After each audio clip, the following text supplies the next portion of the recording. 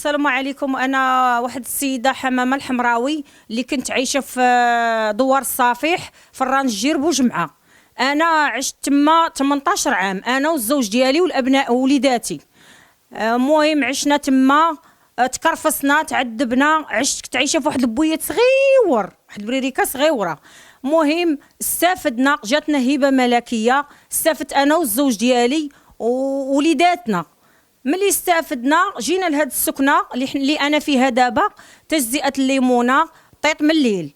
سكننا في هاد الدويره حتى كنتفاجئ، ناض الزوج ديالي كتب الدار لختو، دار لها بيع وشراء باش يخرجني انا ووليداتي.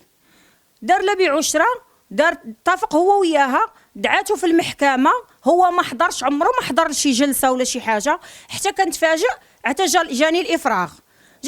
قال لك ودي خاصك تفرغي ابراهيم، تفرغي انت والزوج ديالك. الزوج ديالي فرغ خارج، الزوج ديالي راه من 2022 هو خارج، كيجي يشوف ولادو مره في الشهر، ما كيبقاش يعاود يرجع.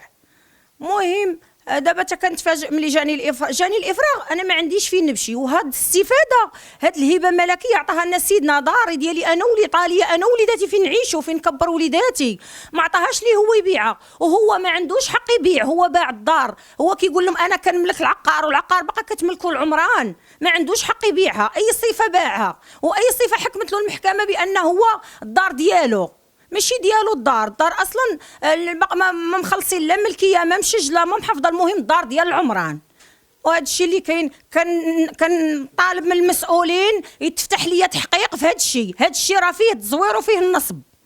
بغيتي تفتح ليا تحقيق، انا ما عنديش، المسؤولين تفتحوا ليا تحقيق في هذا الشيء وشوفوا من حالي، راه ما عنديش فين نمشي انا وجوج الوليدات، لا خرجت راه غنخرج للشارع. هذا الراجل ديالي راه نصاب، انا باغا نتحق انا وياه ونتواجه معاه كيفاش دار باع الدار ديال العمران، ما عندوش حق يبيع، ممنوع يبيع. وانا محصيه معاه انا ووليداتي راه مده 18 عام وانا معاه في الكاريان، فين ما كيجي الاحصاء كنتحصى انا وياه ووليداتني.